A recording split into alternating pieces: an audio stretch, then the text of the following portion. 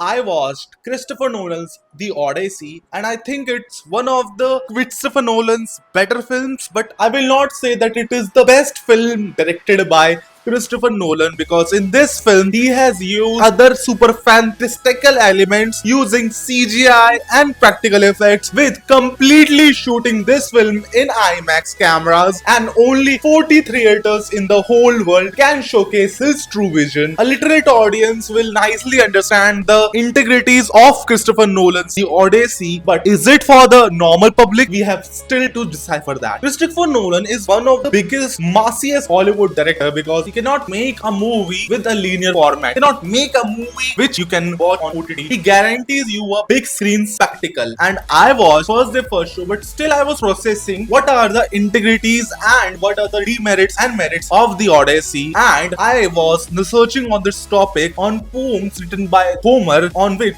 this Odyssey movie is based. Christopher Nolan has showcased his own take on this Odyssey movie. You can clearly see that Christopher Nolan has taken multiple creative choices which kind of makes you think this is not Homer's Odyssey, this is Christopher Nolan's interpretation of Homer's Odyssey. If you are clear on that, I think the best film which is directed by Christopher Nolan is Inception and Oppenheimer and Inception and Prestige. These are my four favorites, and I think that Odyssey will fall on the fifth level because it's a adventure journeyous movie and some sequences are very good, and especially two sequences, one with Circe the witch and other with son of Poseidon as Cyclops Polyphemus, and that was it. I do not enjoy the whole movie which I should have, but actually there are multiple reasons on which I think that this has not been my favorite Christopher Nolan movie I have ever watched. Scenario would be different if this movie was not directed by Christopher Nolan, but now the Christopher Nolan has directed it. Big Hollywood stars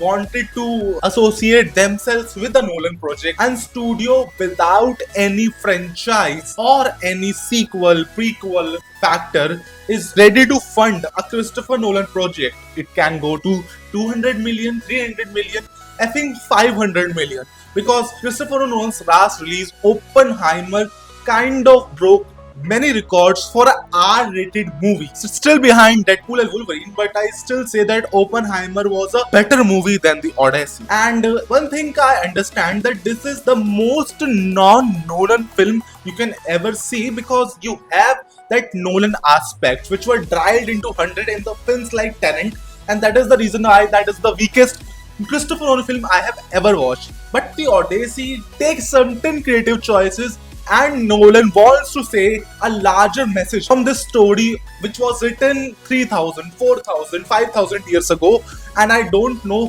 when was Homer alive and when Homer wrote this, but I was researching about the story. Homer's initial thought on this story was to introduce this character of Odysseus and how he challenges God, and gods have chosen sides. Like the kingdom of Troy was favored by certain gods and kingdom of Greece was favored by certain gods, and that is the reason why you cannot see gods directly interfering in the Odysseus journey. But I still think that Nolan could have make it more mythical, more dramatical, more adventurous, more larger than life, but Christopher Nolan chose to be very realistic with the subject. It is very evident that you can see the clarity of thoughts in a director like S.S. Rajamouli and Christopher Nolan, and they both are the masters of their field. S.S. Rajamouli creates larger than life characters and presents you in a way that whistle cheering audience enjoys his characters and his stories. But this movie is specially for cinephiles, not very cynical cinephile, but a cinephile who is ready to accept that cinema is for entertainment, and if that is providing you a larger message, that is also important, but that is a secondary part. First, it is for entertainment, and this movie provides you that entertainment. And I would like to see Christopher Nolan directing a horror movie after the release of Odyssey, because there are certain elements which makes him a very good horror director, and horror don't need a large budget, and with the name like Christopher Nolan, that movie will earn in billions. But that is a far-fetched thought. Now let's come back to the Odyssey. The music of the Odyssey was underwhelming for me because I find it that Nolan was very restricted because he wanted to depict time through his background music.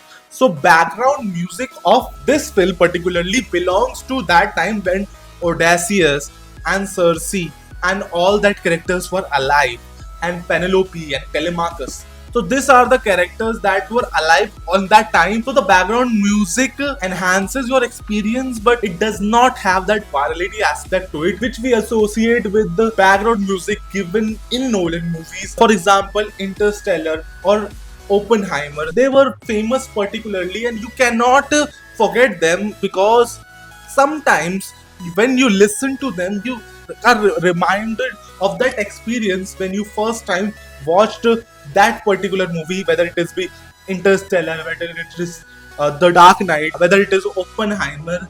But this movie particularly, if I rewatch, I will likely to generate a liking towards the background music of the Odyssey, but still I would say it is an underwhelming aspect of the film. And another was like film was too dark. The cinematography of the Odyssey was not that impressive. Yes, the film was rich because a lot of dollars were spent on enhancing the beauty of each frame, but still the frames were dark, and in the climax you cannot particularly distinguish between the characters, who is Odysseus and how he's defeating all the suitors.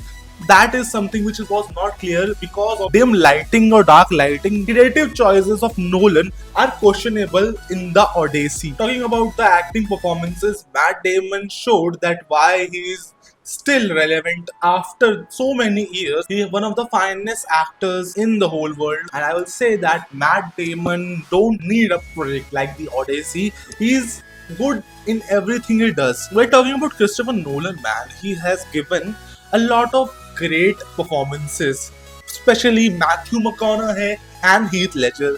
They both were legendary performances, and they kind of carried the movie on their shoulders.